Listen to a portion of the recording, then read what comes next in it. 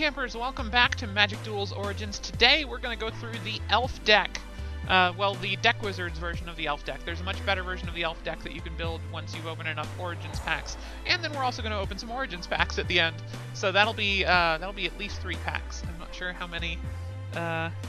If things go very badly, then there might be more because it means I've probably played a few extra matches. But at least 3 packs at the end of this video.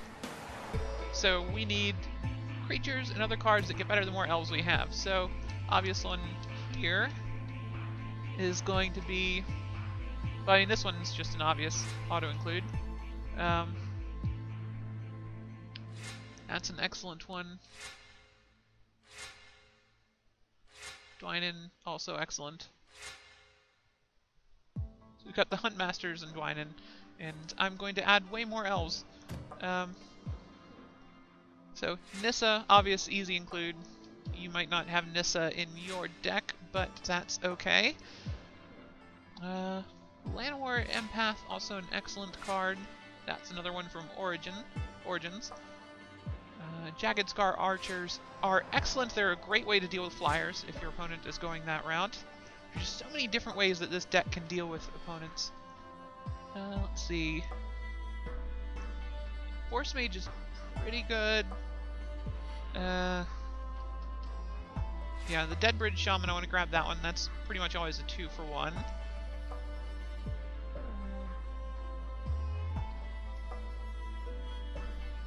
Scarblade is decent, but I think I want the Eyeblight Assassin over that one. Thornbow Archer, I think is good? I don't know.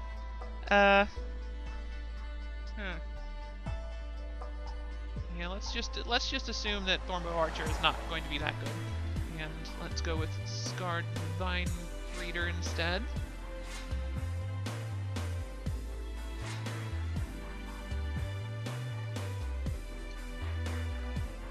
Alright, fill out our deck. So we need I think more elves are in order. So the Force Mage. Another one of those. I guess the Scarblade is actually not terrible. Especially if we're going to have a ton of elves on the field.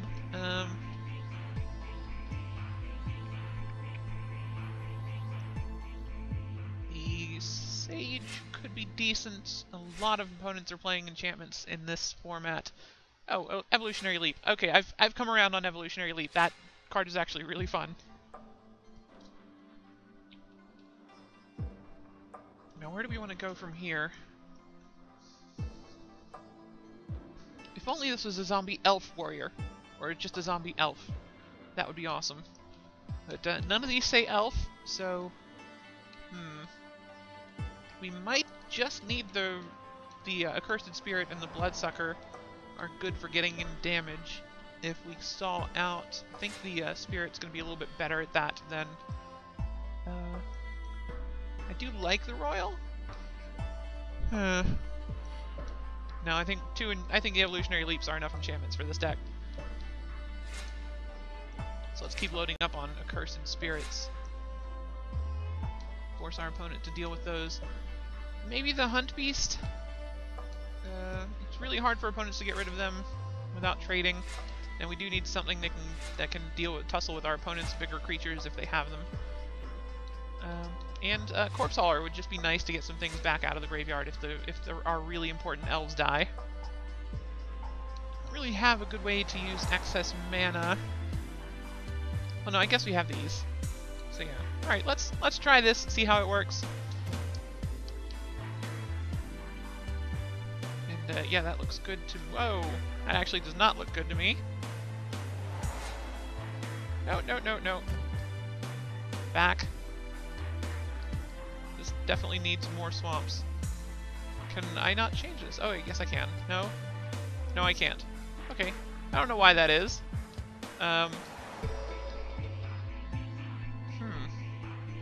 Okay. Well, hopefully that's enough swamps. We'll see. I guess with the dual lands, it'll probably be close to enough.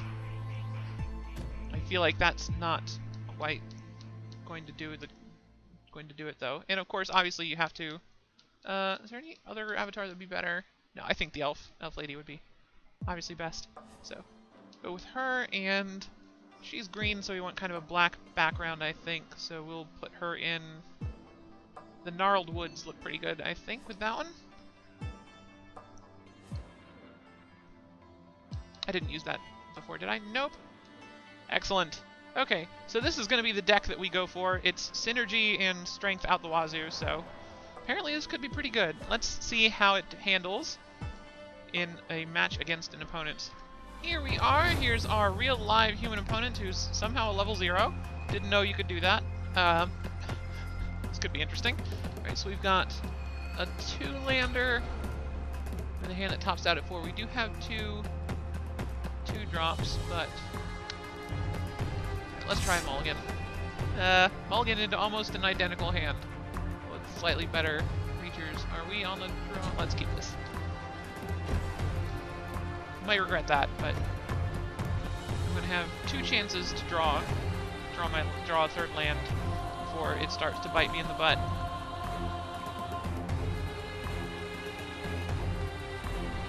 Yeah, this is probably going to go badly. Nope, instantly rewarded. Excellent.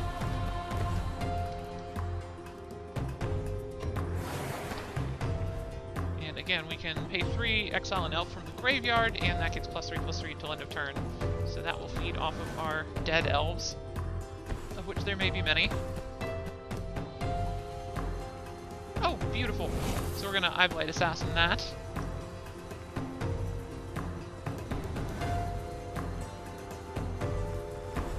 Lay that down. Eyeblight Assassin. Goodbye, welcome turn. Backstreet Boys. Attack.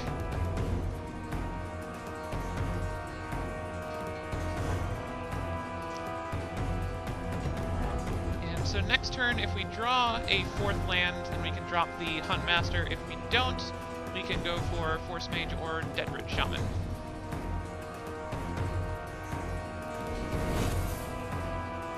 That could have gone better. So ideally Force Mage here, so that we can attack through the Frost Links, or our 4th land. That's even better. Yeah, more important to get that down and start turning out elf tokens.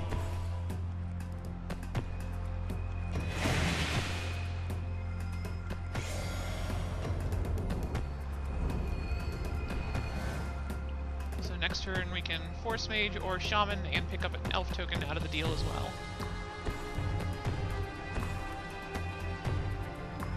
Well, that is a Juggernaut.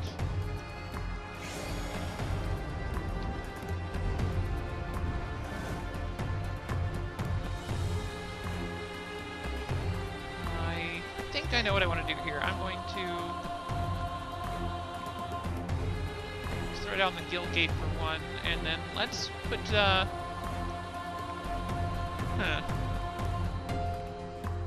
let's throw out the Deadbridge Shaman, and then we'll block the Juggernaut with that. So we'll force our opponent to discard a card as well, and we're not going to attack this turn.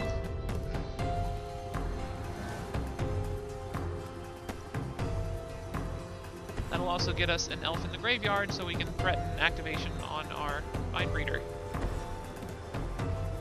Suntail Hawk. And an Elite Vanguard. Our opponent is the Lord of 1-drops. And welcome turns. It's like the whole Backstreet Boys gang here. Alright. Come right on in. I have a plan for you.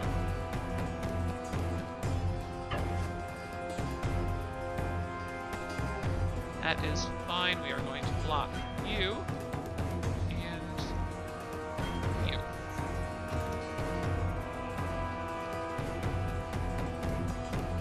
So our opponent's tapped out 1 card in hand. So we are A-okay with that trade. Because it also got us. Whew, glad I did not have to deal with that. That could have sucked really hard. Let's grab the Force Mage. ability. Force Mage is going to bump up the little one.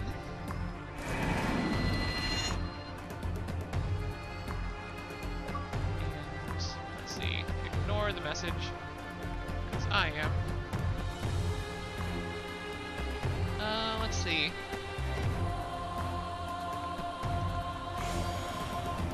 We are going to attack with that,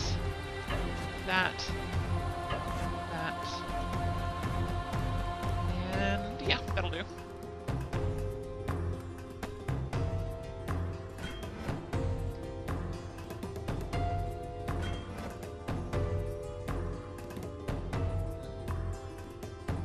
Alright, so our opponent is going to double block here. We want to take out the flyer first.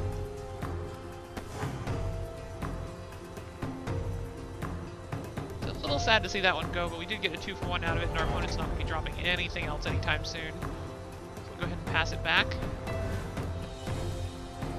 No, I didn't attack with the Scarred Mindbreeder because I'd kind of like to save that activation for a later turn if our opponent drops anything big, which they just played out of land, so we're actually going to swing in with everything this upcoming turn.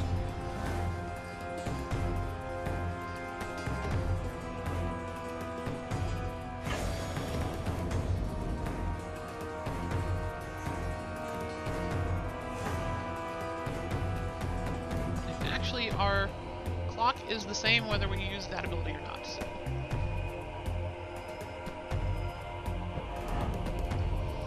We'll go ahead and throw down the Hunt Beast.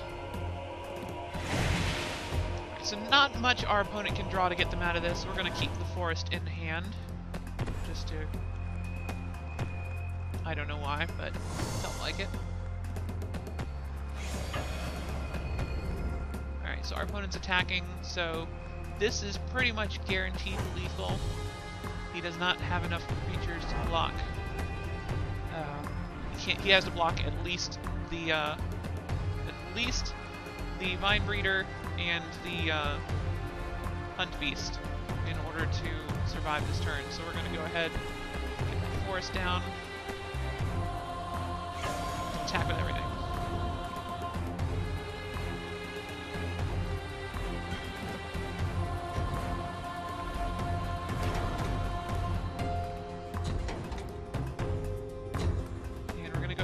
That ability and get lethal.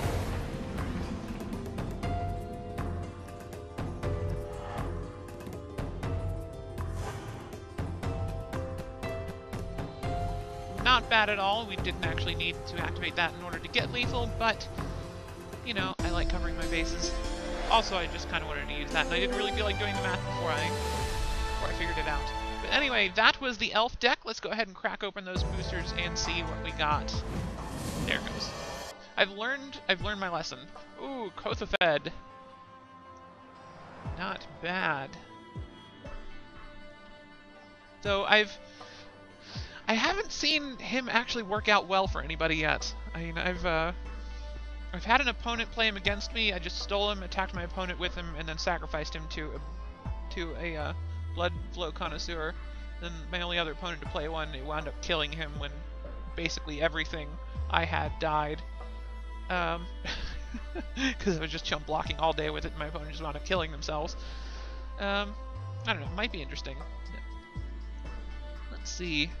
Ruined Servitor is pretty decent. Another Timberpack Wolf. I've been hoping for at least one more of these, because I've had one for ages, but having a second one, just having two of these alone makes it infinitely better. And if we can pick up even more, that'll be just better and better and better. Thopter Engineer, had to fight one of these a little while ago. Pain in the butt. For a 3-drop, this is excellent. Especially if you've got a lot of other Thopter stuff. It even gives the Ruined Servitor haste if your opponent has one of those. Or if you have one of those. So that might actually mean we might try the Thopter deck here soon. Let's go ahead and buy another pack. If you can't tell, my favorite color is black. That was... So I just checked that spam message, and it was in fact just spam. Downside of having a gamer tag that starts with an A is you wind up getting a lot of spam. Okay, so we've got a Separatist Void Mage. Love that card. Always a lot of fun to cast that, especially if you're in some kind of tempo deck. Another Fleshbag Marauder, which I can always use more of those.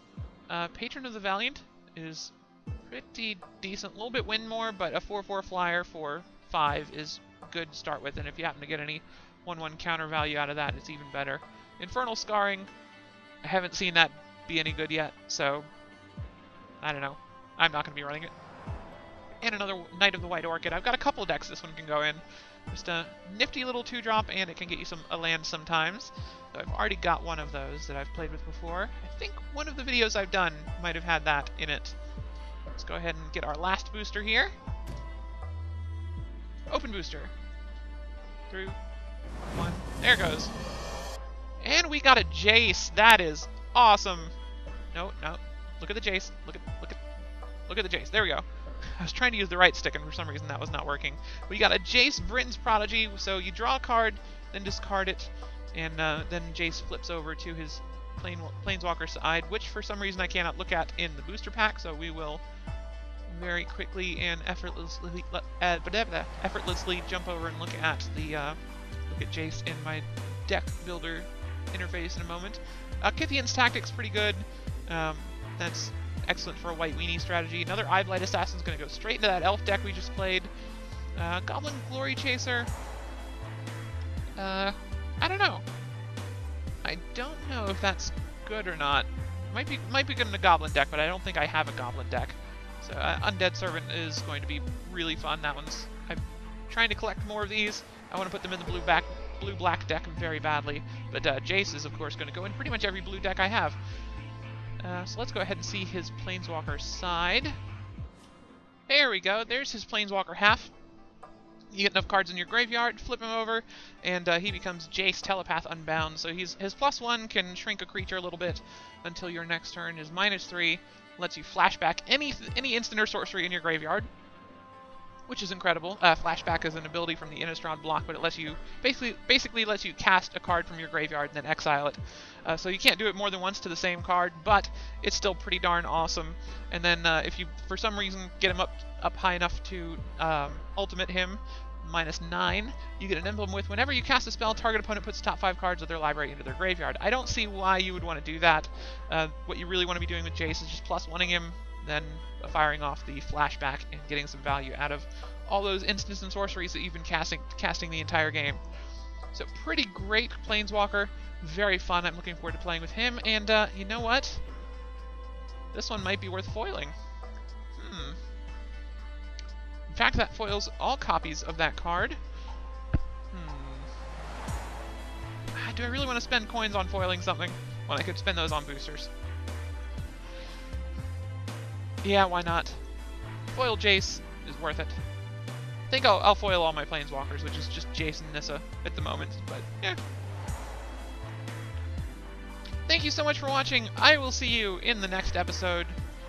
We'll start looking at other colors, I promise. But black is my favorite color, so I went through all the black pairs first.